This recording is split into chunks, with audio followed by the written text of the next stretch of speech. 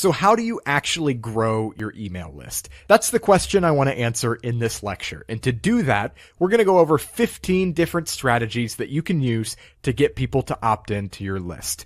Ready? One of the best ways to get email signups is with what's called a feature box, which is a big area above the content of your website, usually on the homepage, that tells people exactly what your website is about with a strong call to action encouraging them to sign up for your email list. It's really powerful when somebody lands on your homepage because they instantly know what you're all about, and they know exactly what to do next if they think you can bring them value. If your blog has a sidebar, as most do, you should try to utilize that space wisely. The very first thing in your sidebar, in most cases, should be an opt-in form. People expect to see that there, and if they're looking for it, that's usually where they're going to look. A lot of bloggers fail to capture leads at the end of their posts, and they're missing a huge opportunity. If someone reads all the way to the end of your post, they're clearly engaged with your content, so that's the perfect place to ask them to join your list by offering some kind of free resource in exchange. You can also include an opt-in form right within your post content. You've already got the reader's attention, so it's the perfect place to offer up a relevant freebie and get them on your list. And the longer your content, the more opt-in forms you can get away with. I would only include one if your post is in the 500 to 1,000 word range, but if you've got a monster post with 3,000 or 4,000 words or more, you can feel justified with 2 or 3 opt-in forms within the content itself. If you have a core lead magnet that you want to promote to your entire audience, your navigation bar is prime real estate to do just that. Use an enticing label and link to a landing page where people can opt in and pick up your freebie. Your about page is where people go to learn who you are and what you do. If they're interested enough to do that, they may be interested enough to sign up for your list. Make sure you have at least one opt-in form on your about page. Header bar. Use a plugin like HelloBar to add a crystal clear call to action at the very top of your site. This is great for growing your list or really promoting anything to your audience in an unobtrusive but effective way. Pop-ups. I know what you're thinking. Pop-ups are annoying, and in many cases I totally agree. But here's the thing. They work. Lightbox pop-ups are one of the best ways to convert visitors into subscribers. If you're going to use pop-ups, make sure you offer a free resource that's valuable enough to justify getting up in people's faces.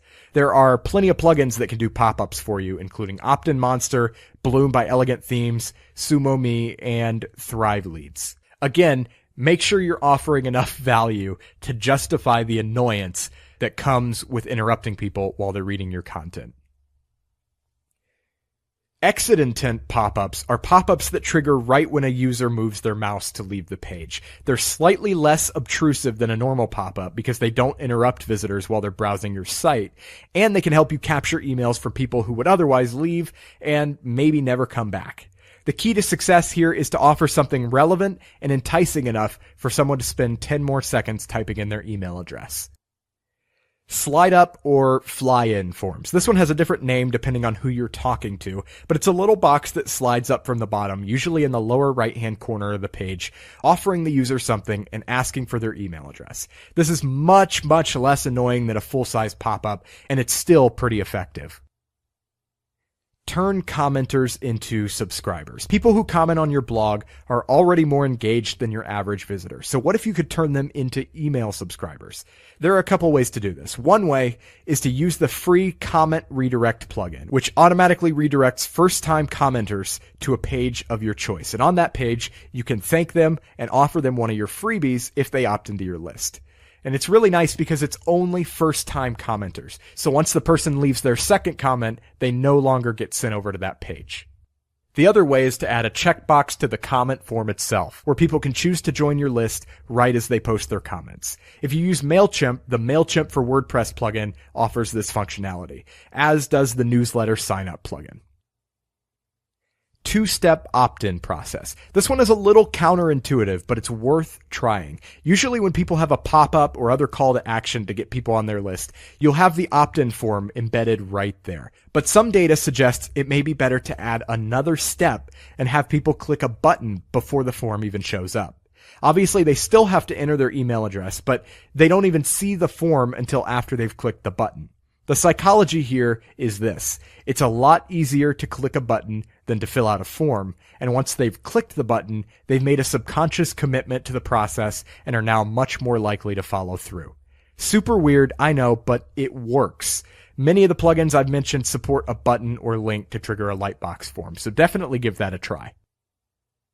We've mentioned social proof a couple of times. Social proof does wonders when you're trying to get people to do anything, whether it's buying your product or opting into your list. If you already have a sizable list, say 10,000 subscribers, you can show off that number. But when you're just getting started, you're not going to have a huge subscriber base to flaunt. So here's an alternative.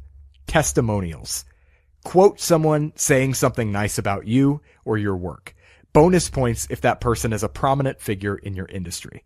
Even if you're new to the game, you can get testimonials from influencers by offering them some kind of value first, such as a guest post for their blog. But even if you don't have anything from the big guys, something is always better than nothing. Reach out to your most engaged readers and ask for a quote. If someone leaves a nice comment on your blog, ask permission to feature it. Social proof will lend credibility to your brand and increase your conversion rates.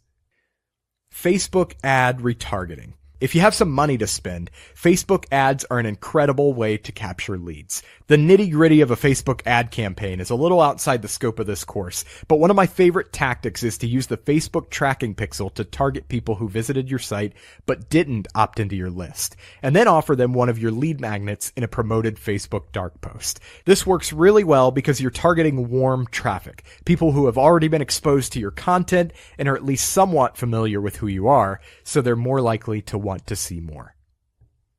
And finally, I want to encourage you to test all of this. What works for me or other bloggers or marketers may not necessarily work for you.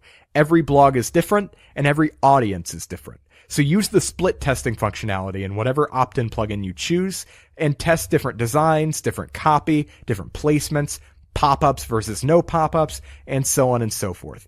Testing is how you optimize your conversion rates.